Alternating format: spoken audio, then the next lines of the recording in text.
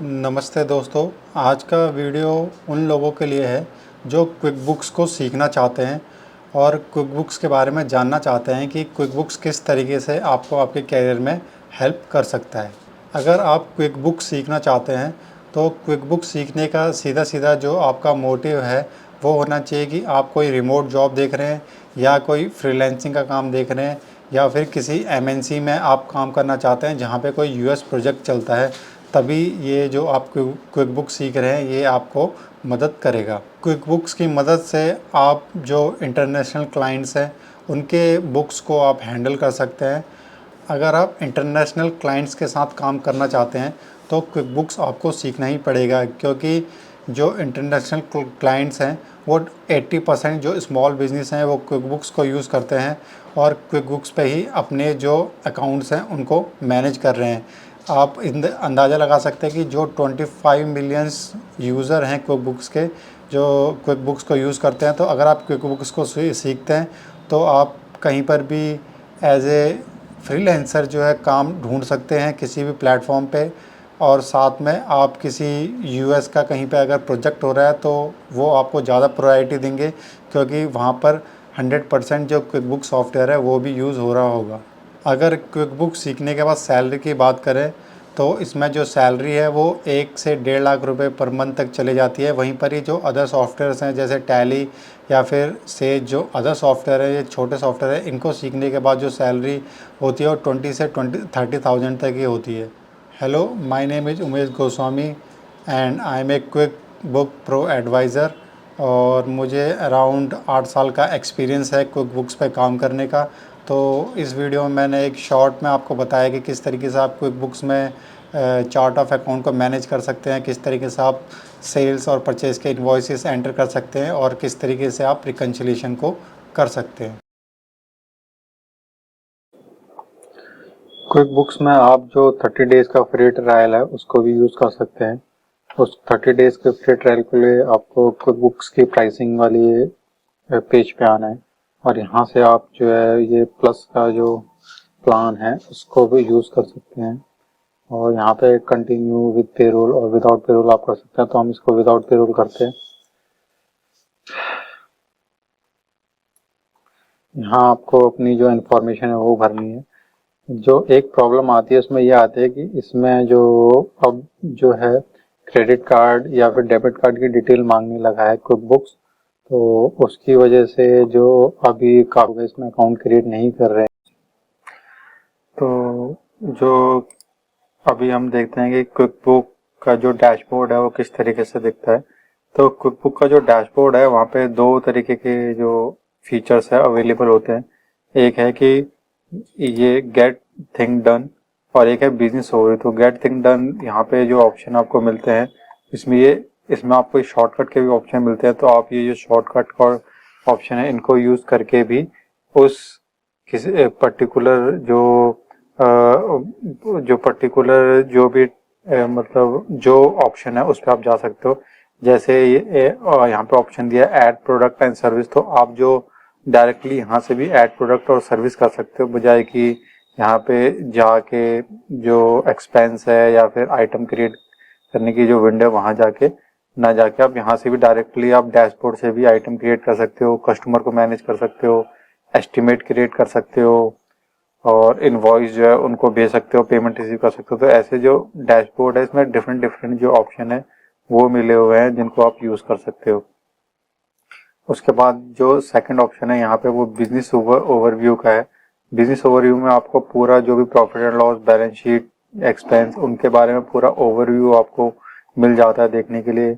आपको ऐसे particularly profit and loss में जाके एक्सपोर्ट करने की जरूरत नहीं, आप यहाँ से ही पता लगा सकते हो कि सितंबर मंथ में जैसे यहाँ पे आ रहा है डैशबोर्ड में कि कितना प्रॉफिट हुआ है, तो यहाँ से ये आप देख सकते हो कि कितना प्रॉफिट हुआ है और कितना एक्सपेंस हुआ है। तो ये सारी जो एंट्रीज आप देख रहे हो प्रॉफिट एंड लॉस, एक्सपेंस की, ये हमने ऑलरेडी पहले से हमने कुछ एंट्रीज की हुई है, तो उसका ये बैलेंस दिखा रहा है। बैंक अकाउंट के बारे में आप यहाँ से पता लगा सकते हो, सेल्स के बारे में, इनवॉइसेस के बारे में। तो ये है, ये जो डैशबोर्ड है ये बिजनेसेस के लिए काफ़ी इम्पोर्टेंट होता है, क्योंकि जो बिजनेस में हम जो है रिपोर्ट्स को बहुत जल्दी चाहते हैं कि जो रिपोर्ट्स हैं हमें बहुत जल्दी दिखाई दें, बजाय कि जो हम प्रॉफिट एंड लॉस में जाएं और फिर वहां से रिपोर्ट निकालें। तो यहीं से हम जो पूरा ओवरव्यू ले सकते हैं कि हमने किस तरीके का हमारा बिजनेस जा रहा है, हमारे बैंक पे कितना बैलेंस है। ये बहुत इंपॉर्टेंट विंडो होती है जो बैंक की होती है, क्योंकि किसी भी कंपनी के लिए ये इस बात को पता रखना बहुत जरूरी होता है कि उसके बैंक में आखिर कितना बैलेंस है। तो यहाँ से जो डिफरेंट जो हमारे बैंक्स हैं उसके बारे में जो है क्या बैलेंस है वो सब यहाँ पे मेंशन हुआ है। और ये तो यही मतलब कि जैसे इसमें लिखा हुआ है ओवरव्यू, तो उसी तरीके का ऑप्शन ये। उसके बाद ये नोटिफिकेशन सेटिंग है। नोटिफिकेशन सेटिंग में आप नोटिफिकेशन सेट कर सकते हो कि आपको अगर मान लो कोई पर्टिकुलर एक्टिविटी होती है क्विकबुक्स में तो उसका नोटिफिकेशन मिले। जैसे ये ड्यू डेट्स का नोटिफिकेशन ये ऑन है, तो जैसे ही जो ड्यू डेट है वो आएगी आपके इनवॉइस की, तो ये जो है आपको मेल कर देगा ऑटोमेटिकली कि जो इनवॉइस है ये ड्यू हो गया है। उसी तरीके से ये डिलीट करने का है, अगर कोई एंट्री डिलीट होती है तो आपको जो है ईमेल आ जाएगा। तो इस तरीके से जो डिफरेंट ऑप्शन दिए हुए हैं नोटिफिकेशन में कि आपको अगर जिस चीज से रिगार्डिंग आपको नोटिफिकेशन चाहिए जब उसमें चेंजेस हो, तो आप ये नोटिफिकेशन के ऑप्शन में जाके उसको ऑन कर सकते हैं।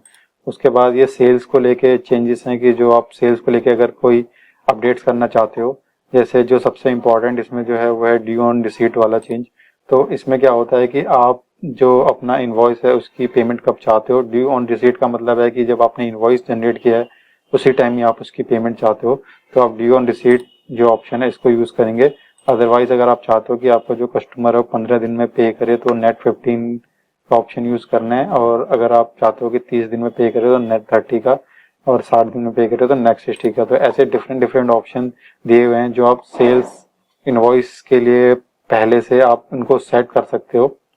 जैसे डिस्काउंट का ऑप्शन, अगर आप चाहते हो कि आपको डिस्काउंट का ऑप्शन आपको दिखे तो उसके लिए आप ये डिस्काउंट का ऑप्शन ऑन आप यहाँ पे कर सकते हो। तो ये जो पहले से की हुई सेटिंग्स होती हैं इनका एक फायदा ये होता है कि आपको जब आप उस पर्टिकुलर विंडो में जाते हो जिससे रिगार्डिंग आपने चेंजेस किए हैं, तो आपको मतलब आप कम समय में अपना जो वो वर्क है उसको कंप्लीट आप कर सकते हो। उसके बाद जो नेक्स्ट है वो एक्सपेंस से रिलेटेड है। और ये एक्सपेंस से रिलेटेड जो चेंजेस करने हैं वो हैं यहाँ पे आप जो show item table on expand and purchase. तो जो आइटम टेबल है वो आप चाहते हो कि नहीं चाहते परचेज फॉर्म में, तो ये उसे तो आइटम टेबल का मतलब होता है जो भी आइटम आप खरीद रहे हो, और जो आइटम आप इसमें तो इसका मतलब ये है कि जो आइटम खरीद रहे हो वो आप चाहते हो कि जो एक्सपेंस और जो परचेज फॉर्म है उसमें शो हो कि ना हो। अब हम देखते हैं कि जो क्विकबुक्स की सेटिंग है वो किस तरीके से हम उसको चेंज कर सकते हैं अपने अकॉर्डिंग। तो सेटिंग में जाने के लिए यहाँ पे जो ये गियर आइकन दिख रहा है इस पर गियर आइकन पे क्लिक करना है। फिर यहाँ से कंपनी सेटिंग पे जाना है। कंपनी सेटिंग में डिफरेंट ऑप्शन दिए हुए हैं कि आप किस तरीके की सेटिंग करना चाहते हैं। तो हम यहाँ पे वो चेंजेस करेंगे जो हमें लगता है कि हमारी जो बुक्स है वो मैनेज करने के लिए ज़रूरी है। तो सबसे पहले कंपनी की जो सेटिंग है उसमें आप यहाँ पे अपना जो कंपनी का नाम डाल सकते हो और लो डाल सकते हो। सबसे ऊपर यहाँ पे कंपनी नेम लिखा हुआ है। उसके बाद कॉन्टैक्ट इन्फॉर्मेशन में अपनी जो इन्फॉर्मेशन है वो उसको अपडेट कर सकते हो। अकाउंटिंग पीरियड में इसमें आप दो मेथड आपको मिलते हैं कि एक्चुअल और कैश बेसिस। तो किस तरीके से आप अपनी बुक्स को मैनेज करना चाहते हो। जो एक्चुअल बेसिस होता है उसमें ये होता है कि जैसे ही एक्सपेंस हुआ है और आपको बिल मिला है तो आप उसको एंटर कर देते हैं और आपको एक्सपेंस बुक हो जाता है। वहीं पर ही जो कैश बेसिस होता है उसमें होता यह है कि जब आप कैश पे करेंगे उसी टाइम ही वो आपका एक्सपेंस माना जाएगा। तो ये दोनों में डिफरेंस होता है। तो आप किस तरीके की जो बुक्स मैनेज करना चाहते हो वो यहाँ पे आप दिखा सकते हो। इसमें एक ये चीज भी होती है कि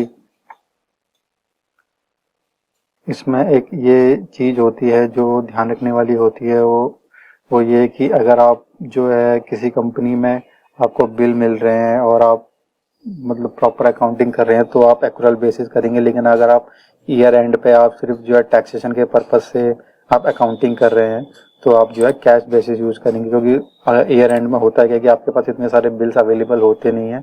और जनरली यूएसए में क्या होता है कि वो आपको जो क्लाइंट है वो बैंक स्टेटमेंट दे देता है। तो जब आपको सिर्फ बैंक स्टेटमेंट देता है तो आपको उसी से आपको एंट्री करनी होती है, तो एक्यूरेट बेसिस का कोई मतलब बनता नहीं है। तो उस केस में आप जो है कैश बेसिस पे पूरी अकाउंटिंग को करेंगे। ये एम्प्लॉयर आईडी होती है, EIN नंबर। तो यूएसए में जो ये एम्प्लॉयर जो आईडी होती है सबको मिली हुई होती है, तो वो आप यहाँ पे इसको भर सकते हैं। यहाँ पे टैक्स फॉर्म है, कैटेगरीज है। तो ये कैटेगरीज में अगर आप जो अपनी कैटेगरी क्लासेस को मैनेज करना चाहते हैं तो यहाँ पे इसको ऑन कर लेंगे। और यहाँ पे अगर आप डिफरेंट डिफरेंट लोकेशन पे आपका जो मैन्युफैक्चरिंग प्लांट या फिर ऑफिस है उसके अकॉर्डिंग आप अगर अपने एक्सपेंसेस को मैनेज करना चाहते हैं तो आप लोकेशन को भी ऑन कर लेंगे। तो ये काफ़ी इंपॉर्टेंट होता है अकाउंटिंग के लिए कि क्लास और लोकेशन आप मैनेज करना चाहते हो नहीं चाहते हो। उसके बाद ये कस्टमर लेवल है, ये कस्टमर है यहाँ पे। तो यहाँ पे इसको आप उसको कस्टमर को डिफरेंट डिफरेंट नेम दिए हुए हैं। जैसे अगर मान लो आप कोई NGO रन कर रहे हो तो NGO के अकॉर्डिंग आप इसको जो है डोनर कर सकते हो, मेंबर कर सकते हो। तो अगर आप हॉस्पिटल के लिए अकाउंटिंग कर रहे हो तो आप इसे पेशेंट कर सकते हो। तो ये क्विक बुक्स ने बहुत अच्छा फीचर दिया हुआ है कि आप जो है अकॉर्डिंग टू जो भी आपका जो बिजनेस है उसके अकॉर्डिंग आप यहाँ पे कस्टमर लेवल को चेंज कर सकते हो। उसके बाद जो इसमें अगला ऑप्शन है बिल एंड एक्सपेंस में, ये है टैग फील्ड का। तो अगर आप चाहते हो कि जो आपके एक्सपेंसेस और परचेसेस हैं उसमें जो टैग का जो फील्ड है ये शो हो, तो उसके लिए आप इसको ऑन कर सकते हो। और उसके बाद है track expense and item by customer. तो ये भी काफ़ी इंपॉर्टेंट फीचर होता है। इसमें क्या होता है कि जो आपका जो प्रॉफिट एंड लॉस है वो कस्टमर वाइज आप इसमें एक्सपोर्ट कर सकते हो अगर इस फीचर को आप ऑन करते हो। तो इस तरीके से डिफरेंट डिफरेंट हैं। तो इसके बाद जो पेमेंट है, पेमेंट पे जो फीचर हैं यहाँ पे ये दिए, तो पेमेंट में ज़्यादा कुछ दिया हुआ नहीं है, कनेक्ट करने के लिए बोल रहा है। If you already have payment account with institute, अगर आपका पेमेंट अकाउंट इंस्टीट्यूट के साथ है तो उसको कनेक्ट कर सकते हैं। तो इस तरीके से इसमें ये पेमेंट में है।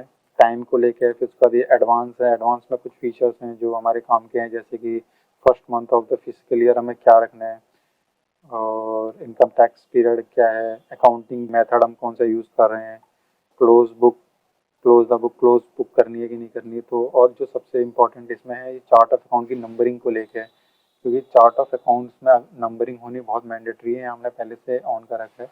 अगर चार्ट ऑफ अकाउंट में नंबरिंग नहीं है तो किसी भी चार्ट ऑफ अकाउंट को फाइंड आउट करना बहुत मुश्किल होता है। तो इसीलिए हमें जो चार्ट ऑफ अकाउंट है उसमें नंबरिंग हमारे होनी चाहिए। तो ये हमारी हो गई पूरी सेटिंग की कंप्लीट, जो भी ऑप्शन हमने किए हैं वो। अब जो हमारा अगला पॉइंट है, अब हम उसको देखते हैं कि क्या है।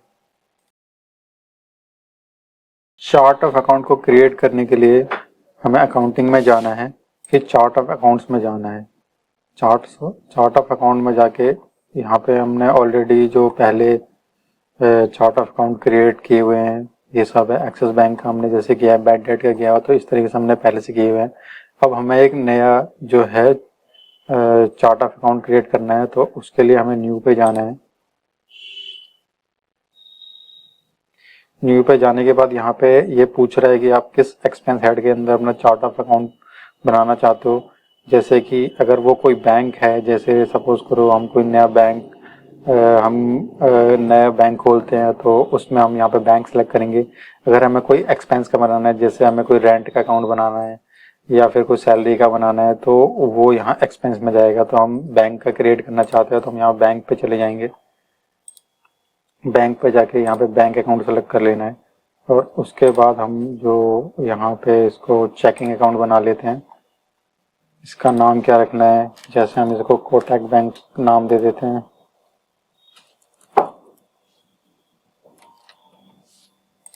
यहाँ पे अकाउंट नंबर रखना है, बैंक का को क्या अकाउंट नंबर रखना है, तो इसका अकाउंट नंबर सीक्वेंस हम रख लेते हैं। जैसे यहाँ पे ऑलरेडी 1005 है, तो हम इसको रखते हैं 1015, देख लेते हैं अवेलेबल है कि नहीं।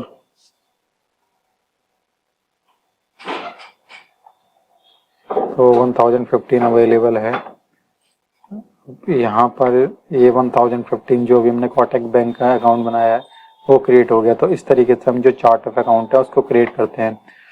जो चार्ट ऑफ अकाउंट है ये किसी भी अकाउंटिंग में बहुत इंपॉर्टेंट चीज़ होती है, चार्ट ऑफ अकाउंट से ही हमारा जो स्ट्रक्चर है प्रॉफिट एंड लॉस का किस तरीके का होगा, बैलेंस शीट किस तरीके की होगी, वो हमें पता लगता है। तो इसको बहुत केयरफुली और बहुत सही से बनाना बहुत ज़रूरी होता है। अब चार्ट ऑफ अकाउंट में हमें एक अकाउंट बनाना तो आ गया, अब हम देखेंगे कि सब ग्रुप कैसे बनाते हैं चार्ट ऑफ अकाउंट के। चार्ट ऑफ अकाउंट में सब ग्रुप का मतलब इस तरीके से आप समझ सकते हो, जैसे सपोज ये हमारा जो एक्सिस उमेश करके जो ये बैंक है, इसमें हम चाहते हैं कि एक्सिस में ही हमारे जो है 2-3 टाइप के हमारे बैंक हैं, तो हम उन्हें अलग अलग अकाउंट में क्रिएट करके हम एक्सिस के अंदर ही एक इसका ग्रुप क्रिएट कर लेंगे और उस अकाउंट को बनाएंगे। तो देखते हैं उस अकाउंट को हम कैसे बना सकते हैं। तो उसके लिए भी हमको न्यू पे जाना है। न्यू के बाद हमें बैंक में जाना है। बैंक पे जाने के बाद हमें यहाँ पे जो एक्सिस उमेश है इसको सिलेक्ट कर लेना है। उसके बाद यहाँ इसको सेव कर लेना है। यहाँ पे इसका नाम हम रख लेते हैं, ये एक्सिस, ये हो गया, ये शॉपिंग नाम रख लेते हैं।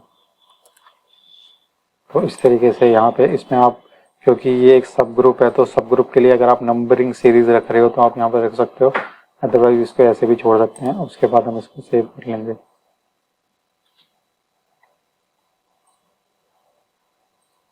तो यहाँ पे ये देखिए आप, एक और जो सब ग्रुप है क्रिएट हो गया है, यहाँ पे इसके अंडर ही ये क्रिएट हो गया। तो आप इसमें भी बैलेंस ट्रांसफर कर सकते हैं और जो बैलेंस आप ये सब ग्रुप में ट्रांसफर करेंगे वो टोटल जो हमारा जो चार्ट ऑफ अकाउंट है उसमें भी शो होगा।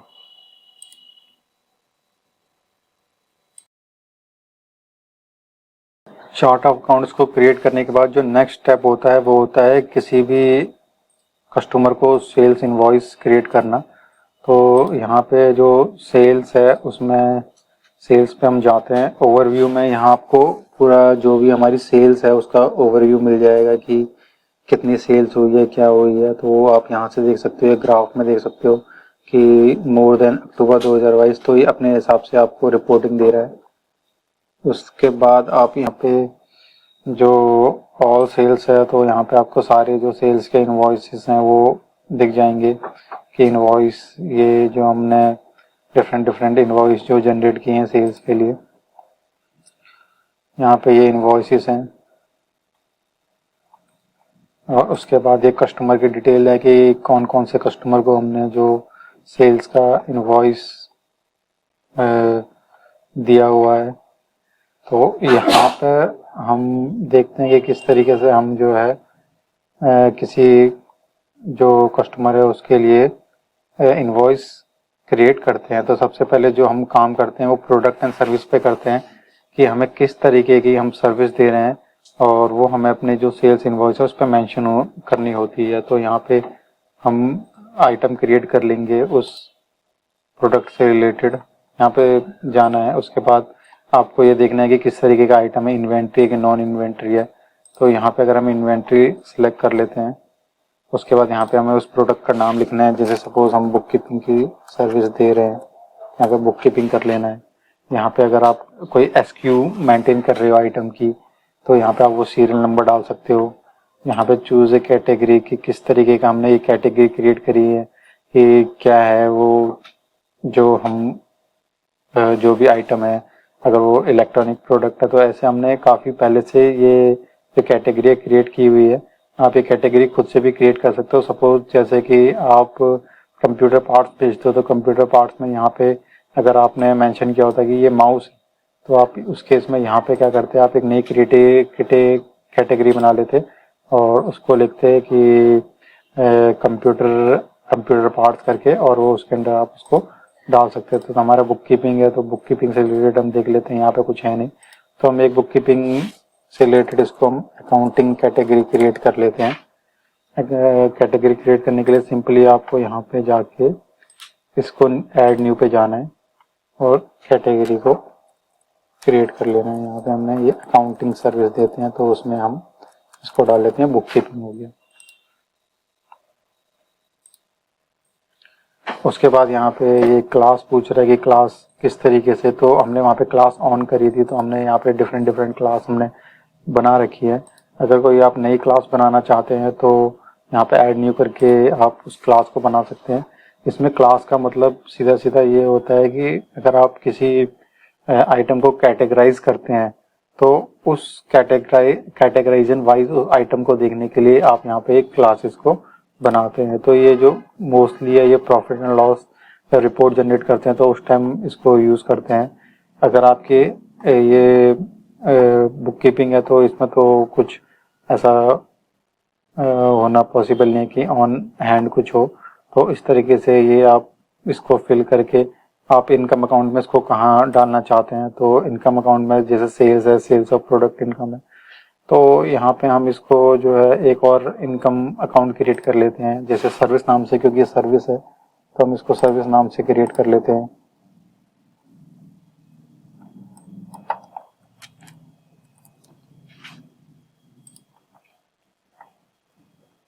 तो ये सर्विस हो गया और यहाँ पे सब इंफॉर्मेशन करके सेव एंड क्लोज कर लेते हैं। यहाँ पे इसको इन हैंड क्वांटिटी इसकी 0 करते हैं।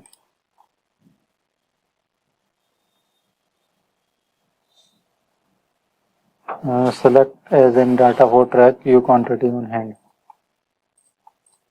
वहाँ पे है ये एरर।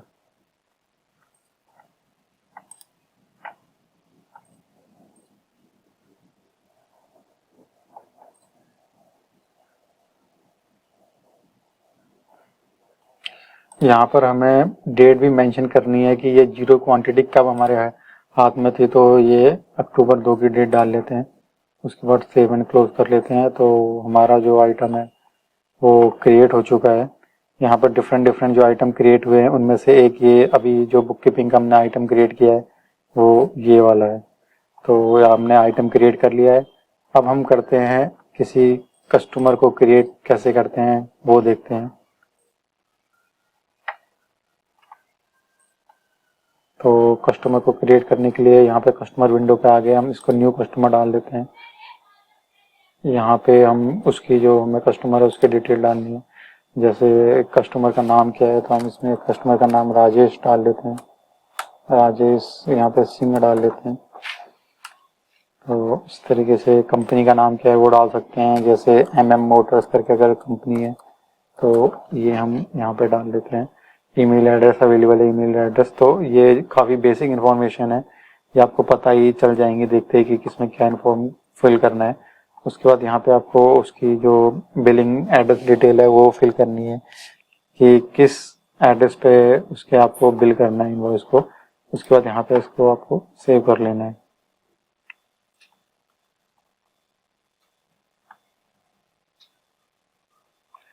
तो ये हमारा राजेश जो कस्टमर है वो क्रिएट हो गया है। अब यहाँ पे हम इनवॉइस पे जाते हैं और एक इनवॉइस क्रिएट कर लेते हैं राजेश के लिए। क्रिएट इनवॉइस,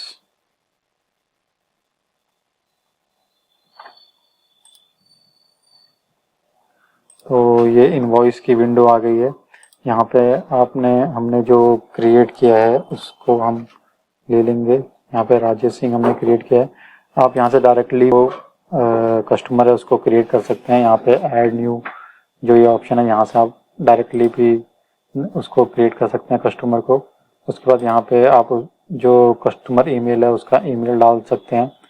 और यहाँ पे टर्म क्या है ये देखिए, जो सेटिंग में जो हमने काम किया था उसका बेनिफिट यहाँ पे हमको मिल रहा है। जब हमने सेटिंग जो थी उसमें ड्यू ऑन रिसीट किया हुआ था तो ऑटोमेटिकली जो क्विकबुक्स है उसने ड्यू ऑन रिसीट यहाँ पे ले लिया। अगर वहाँ पे हमने नेट 30 किया होता तो यहाँ पे भी ऑटोमेटिकली नेट 30 आ जाता। इनवॉइस की डेट क्या है वो मेंशन कर देनी है।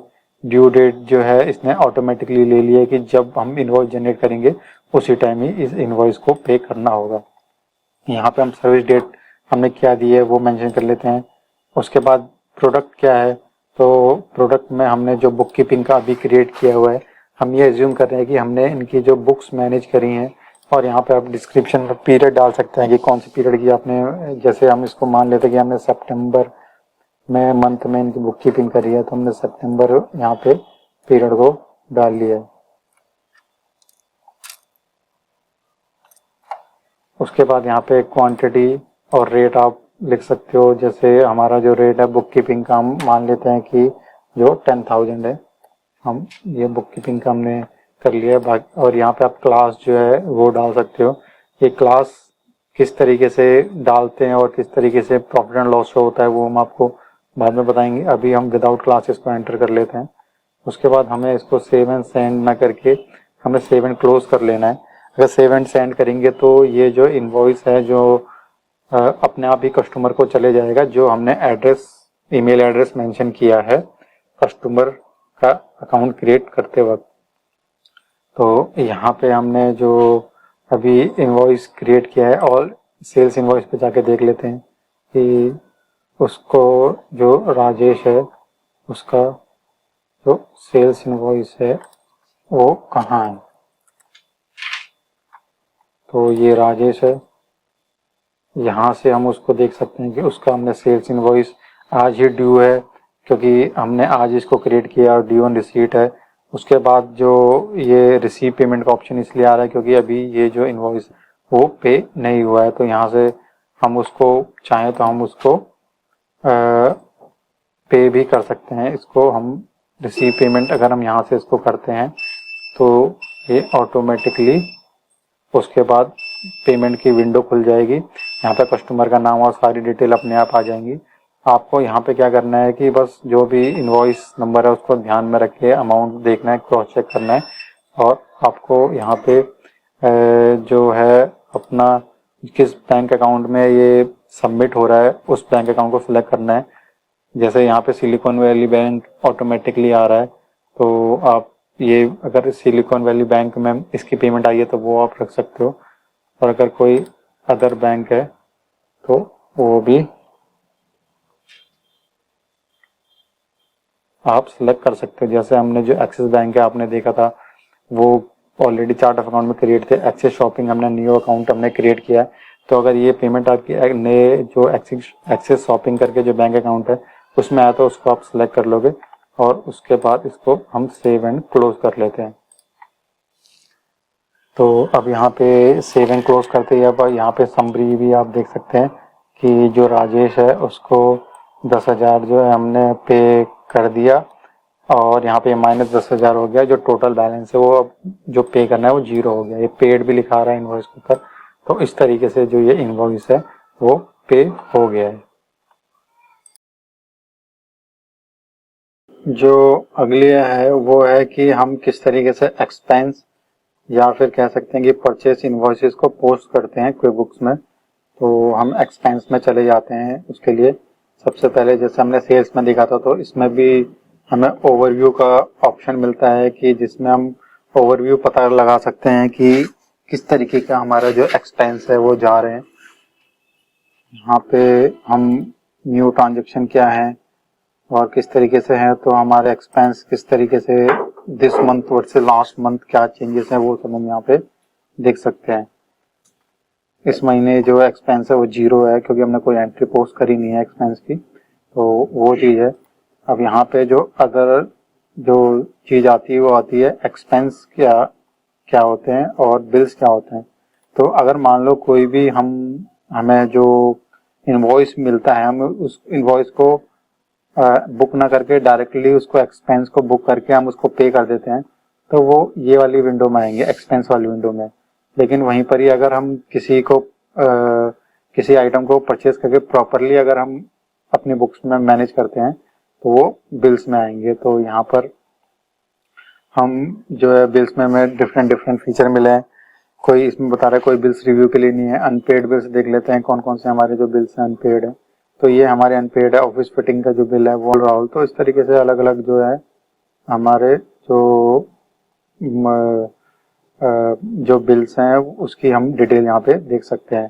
तो जैसे हमने सेल्स में किया था वैसे ही यहाँ पर भी हम जो वेंडर है उसको हम क्रिएट करेंगे पहले और उसके बाद उसका जो बिल है उसको हम एंटर करेंगे। सपोज करो कि हमें जो है वो टेलीफोन का बिल मिला है, तो हमें वो वोडाफोन कंपनी से टेलीफोन का बिल मिला है। तो हम उसको यहाँ पे न्यू वेंडर में जाएंगे, उसको हम कंपनी का नेम लिखेंगे वोडाफोन।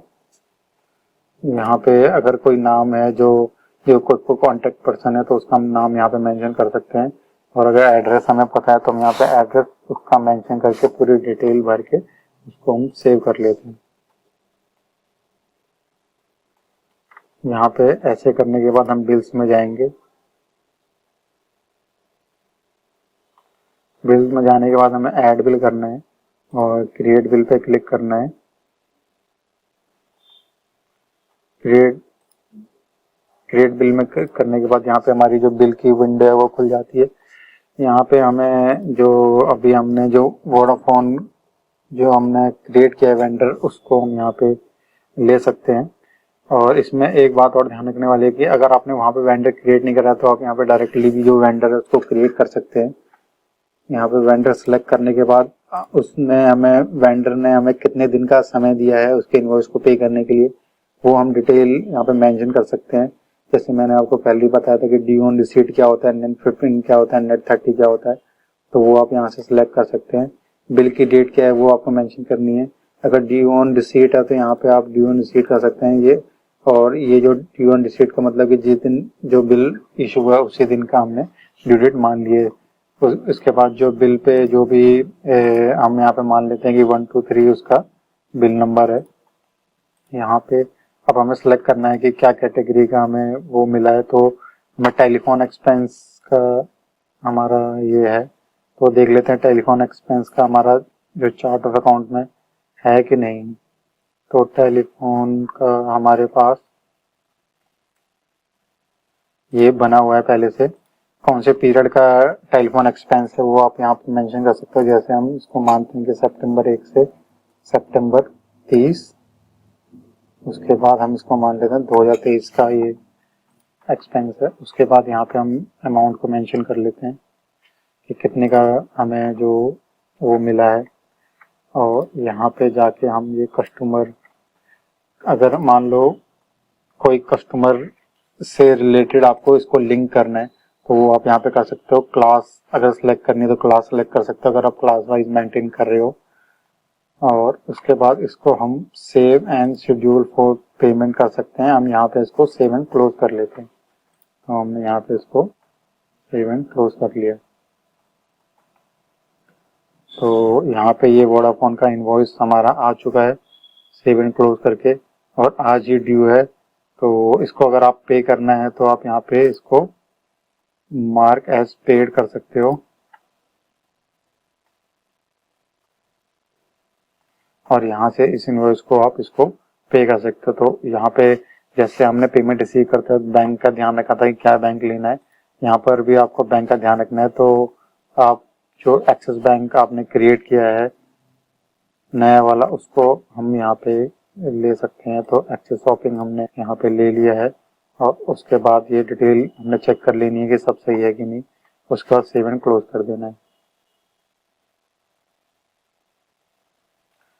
तो अब ये जो हमारा इनवॉइस जो था वो पे हो गया है, इसलिए यहाँ पे जो बिल है उसकी तरह वो शो नहीं हो रहा है। अगर हम इसमें पेड में जाएंगे तो पेड के अंदर हमें वो जो वोडाफोन का इनवॉइस है वो मिलेगा। तो इस तरीके से ये जो किस तरीके से क्रिएट होता है बिल और किस तरीके से पे होता है, ये वो प्रोसेस था। अब हम देखेंगे किस तरीके से हम जो डायरेक्टली एक्सपेंस है उसको बिना बुक किए किस तरीके से हम एंटर करते हैं। तो उसके लिए हम एक्सपेंस में जाएंगे, न्यू ट्रांजेक्शन में जाएंगे, एक्सपेंस, उसके बाद यहाँ पे हम वोडाफोन को ही मान लेते हैं कि हमने इसका बिल बुक करे बिना ही डायरेक्टली इसको पे कर दिया। कौन से बैंक से पे किया है वो हमने लिख दिया है। यहाँ पे हम मेंशन कर देते हैं कि क्या चीज के लिए उसको पे किया है। टेलीफोन, यहाँ पे हमने टेलीफोन एक्सपेंस मेंशन कर दिया, यहाँ पे अमाउंट मेंशन कर दिया। और उसके बाद यहाँ पे हम जो कस्टमर है वो, अगर हम किसी कस्टमर से रिलेटेड ये दिखाना चाहते हैं, कस्टमर वाइज इस एक्सपेंस को मेंटेन करना चाहते हैं, तो उसको हम यहाँ पे रख सकते हैं। अदरवाइज इसको सेव एंड क्लोज कर लेना है। तो ये जो एक्सपेंस है वो यहाँ पे बुक हो चुका है, जो हमने भी एक्सपेंस को डाला है। तो इस तरीके से इसको क्विक बुक्स में एंटर करते हैं। जो नेक्स्ट चीज है वो है कि किस तरीके से क्विक बुक्स में जेवी को पोस्ट करते हैं। जेवी जो होती है काफ़ी इम्पोर्टेंट होती है अकाउंटिंग में, क्योंकि जो कोई भी सॉफ्टवेयर होता है वो हमें सारे फीचर नहीं देता किसी भी एंट्री को पोस्ट करने के लिए। सपोज करो जैसे कि आपने कोई जो इंश्योरेंस है वो एडवांस पे कर दिया है, तो उसको क्विकबुक्स में पोस्ट करना बहुत मुश्किल या फिर काफ़ी कॉम्प्लिकेटेड हो सकता है। तो उसको हम जेवी की हेल्प से डायरेक्टली हम अपनी बुक्स में पोस्ट कर सकते हैं। तो यहाँ पे हम देखते हैं किस तरीके से हम जेवी पोस्ट कर सकते हैं। तो जेवी पोस्ट करने के लिए सबसे पहले आपको न्यू पे जाना है। न्यू पे जाने के बाद आपको यहाँ से जो जेवी है उसको सिलेक्ट कर लेना है। तो अभी का जो ऑप्शन है वो है ये वाला जनरल एंट्री। अदर्स के अंदर जो जेवी है वो अवेलेबल है जनरल एंट्री। तो यहाँ हम जनरल एंट्री नंबर ऑटोमेटिकली आ गया क्या है। यहाँ पे हमें अकाउंट सेलेक्ट कर लेना है कि क्या हमें अकाउंट डेबिट करना है क्या क्रेडिट करना है।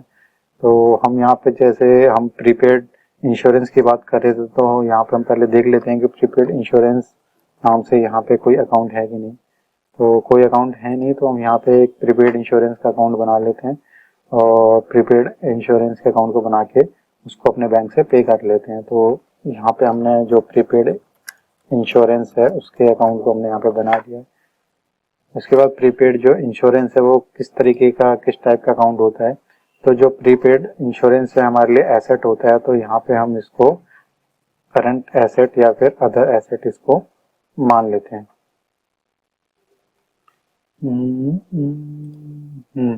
उसके बाद जो डिटेल टाइप है ये किस तरीके का है, तो इसको अभी जो लीज लाइसेंस, तो इसको हम सिक्योरिटी डिपॉजिट इसको रख लेते हैं। यहाँ पे अगर नंबर देना चाहें तो नंबर दे सकते हैं।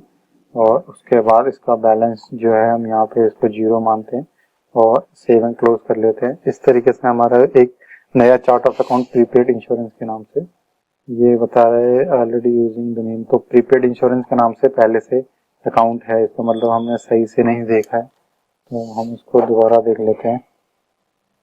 ये रहा prepaid insurance other current asset के अंदर, तो पहले से क्रिएट था। यहाँ पे हमें जो प्रीपेड इंश्योरेंस है उसको हमें डेबिट करना है और जो हमारा बैंक है उसको क्रेडिट करना है।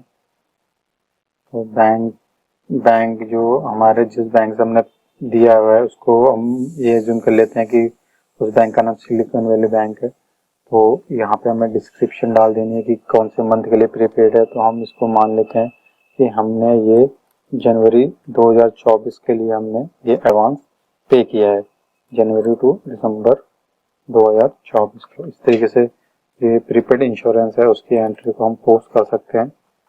यहाँ पे इसको अब हम कर लेंगे सेव एंड क्लोज। तो हमने ये एंट्री को पोस्ट कर लिया है प्रीपेड इंश्योरेंस की। अब हम इसको जो है बैलेंस शीट में देखते हैं कि हमारा जो प्रीपेड इंश्योरेंस है वो शो हो रहा है कि नहीं हो रहा।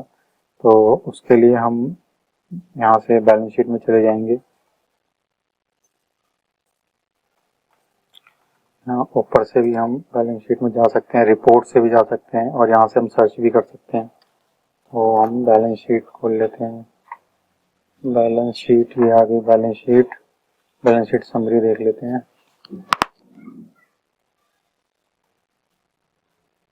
जो बैलेंस शीट समरी है उसमें हम जो पीरियड है 2024 का ले लेते हैं, क्योंकि 2024 में हमने वो एंट्री करी है।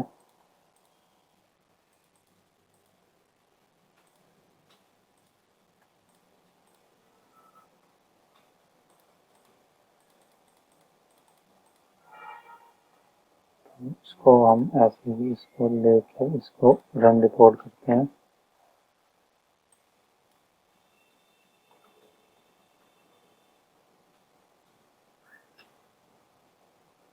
जो एंड डेट है बिफोर द स्टार्ट डेट 6/2025 से गलत हो गया है, इसको 2024 करना है। उसके बाद हम इसको रन कर लेते हैं रिपोर्ट को। तो ये हमारा खुल गया 2024 का बैलेंस शीट।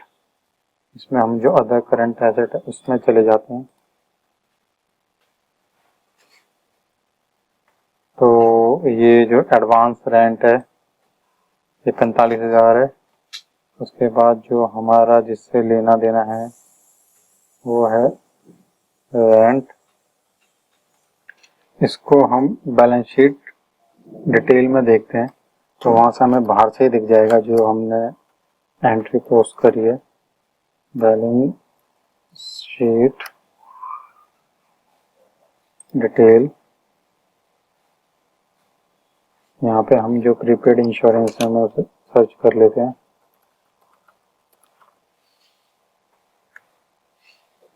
तो ये हमने अभी जो एंट्री पोस्ट करी थी अक्टूबर 2 में जनवरी से दिसंबर 2024 के लिए, ये वही एंट्री है और 1000 से ये एंट्री पोस्ट हो गई है। और ये जो प्रीपेड इंश्योरेंस है अंडर है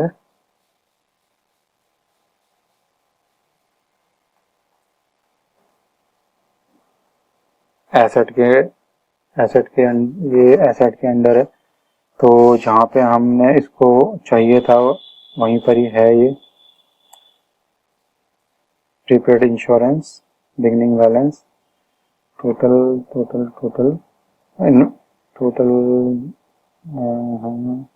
अकाउंट रिसीवेबल डिपॉजिट महेश। तो ये सब अकाउंट जो बने हुए हैं ये बने हैं हमारे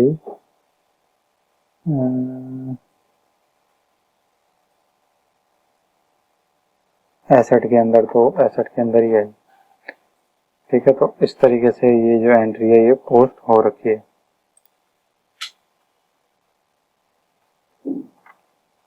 तो इस तरीके से हम जो जेवी है क्विक बुक्स में पोस्ट करते हैं।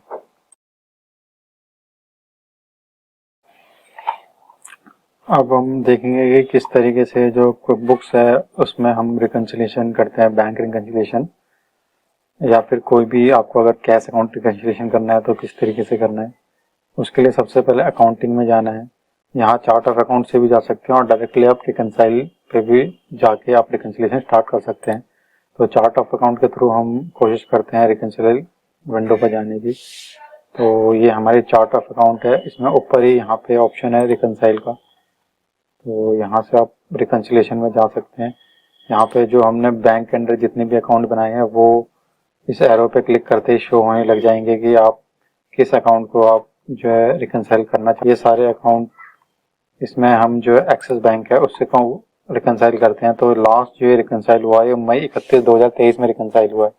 तो अगर अकाउंटिंग वाइज देखें, अगर ये मई में रिकंसाइल हुआ लास्ट, तो अगर हम मंथली रिकंसिलिएशन करते हैं तो ये जून में जून 30 में इसको रिकंसाइल होना चाहिए। और जो कि हम इसको अभी तक की रिकंसाइल अगर करना चाहते हैं, अभी जो अक्टूबर चल रहा है, तो हम यहाँ पे इसको जो एंडिंग बैलेंस है अक्टूबर का हम मान लेते हैं कि जो 5000 है हमारी जो बैंक स्टेटमेंट है उसमें बैलेंस आ रहा है। उसके बाद यहाँ हम इसको एंड डेट लिख लेंगे। अगर कोई सर्विस चार्ज है तो यहाँ पे आप उसको मेंशन कर सकते हो, अदरवाइज इसकी ज़रूरत नहीं होती है। और ये आप वैसे डायरेक्टली भी पोस्ट कर सकते हो, जेबी के थ्रू भी इसको पोस्ट कर सकते हो। उसके बाद स्टार्ट रिकंसिलिंग पे क्लिक कर देना है।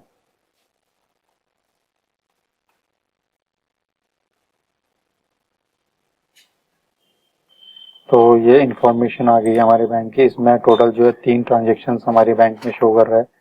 इसमें से एक जो ट्रांजेक्शन है वो हमारे बैंक में जमा होने की और पेमेंट करने की ये ट्रांजेक्शन है। तो इसमें ध्यान देने वाली बात है कि इस टाइम पे 98,000 का डिफरेंस आ रहा है। तो ये जब मैच हो तो ये डिफरेंस हमेशा हमें याद रखना है कि ये डिफरेंस 0 होना चाहिए। अगर ये 0 नहीं होता तो इसका मतलब कि हमने कोई ना कोई जो ट्रांजेक्शन है बुक में रिकंसाइल नहीं करी है, या फिर कोई हमने एंट्री उसको हमने नहीं किया है। तो इस तरीके से जो हमने एंडिंग बैलेंस 5000 मानना है और क्लियर्ड बैलेंस यहाँ पे 1,03,408 है। और बिगनिंग बैलेंस यही है, जो क्लियर्ड बैलेंस है वही बिगनिंग बैलेंस है। और 1,3 में से जब 5 लेस हुए तो 98,000 ऑटोमेटिकली आ गया। तो ये ट्रांजेक्शन को जब हम टिक करेंगे तो क्योंकि हमने ये जो बैलेंस है एंडिंग बैलेंस हमने एज्यूम किया है, तो इसलिए ये बैलेंस अगर हम इन सारी एंट्रीज को टिक कर लें तो भी ये 0 नहीं होगा। तो इस केस में जो डिफरेंस आ रहा है 57,408 रुपये का ये डिफरेंस आ रहा है। तो यहाँ पे इसको अगर हम देखें तो क्लियर बैलेंस हो गया 62,000, बिगनिंग 51,000 की पेमेंट, डिपॉजिट 10,000, डिफरेंस हो गया 57,408।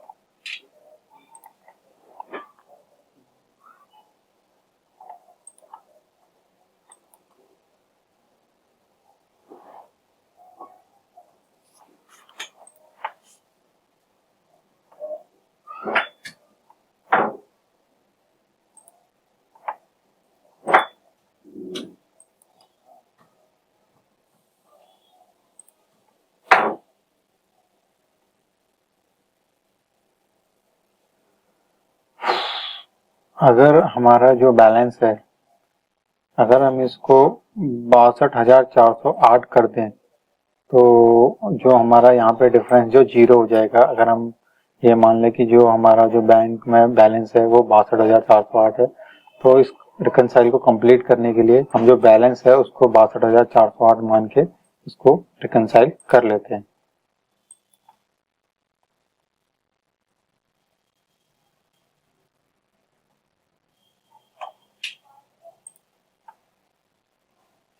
तो यहाँ पे ये जीरो हो गया, इसका मतलब कि हमारा जो बुक्स है और बैंक है दोनों आपस में मैच हो गए हैं।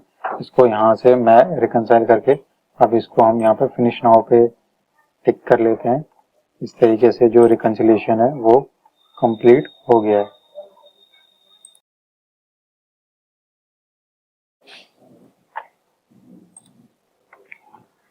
अब हम देखेंगे किस तरीके से जो प्रॉफिट एंड लॉस है और बैलेंस शीट है उन रिपोर्ट्स को क्विक बुक्स में देखा जाता है और कितने तरीके से हम जो रिपोर्ट्स हैं उनको देख सकते हैं क्विक बुक्स में। तो सबसे पहले हम प्रॉफिट एंड लॉस को देख लेते हैं। तो प्रॉफिट एंड लॉस यहाँ पे हम इसको डिटेल में देख लेते हैं।